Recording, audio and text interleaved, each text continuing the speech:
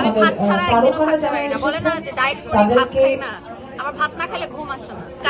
কাজ এখনো শুরু করি নাই, তো যখন আবার রোদে পুরা শুরু হবে, কাজ করা শুরু হবে, তখন আবার পচা হয়ে যাবো দেখি। এখন বাসায় থাকতেছি তো, এই জন্য এটাই রহস্য।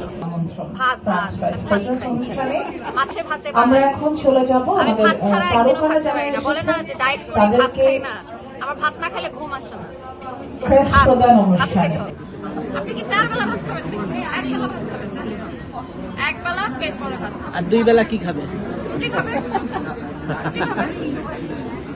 ওটস খাবে।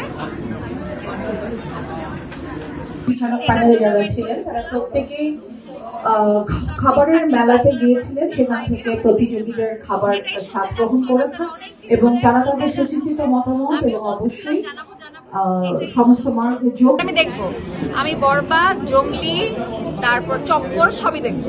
মালদে ডায়লগটা শোনা হয়েছে। হ্যাঁ, খুব ফেমাস। শাকিব খান যেটা বলবে ওইটা তো ফেমাস হবে। আমি তো ওসব খাই না, আমি কেন? ওটা শাকিব খানের মুখেই ঠিক আছে, আমার মুখে ওটা মানে। হাসিনা আনসার আপনাকে স্টেজে আসার জন্য অনুরোধ করছি।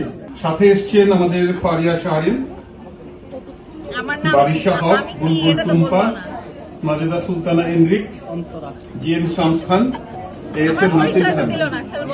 Thank you. আমার পরিচয় কি? সাথে এসেছেন বলে দিল। আমি ওনার সাথে আসছি। আমি ওনার সাথে আসি না, আমি একলা আসছি। ভয় লাগছিল। কি থ্রেট দিলেন?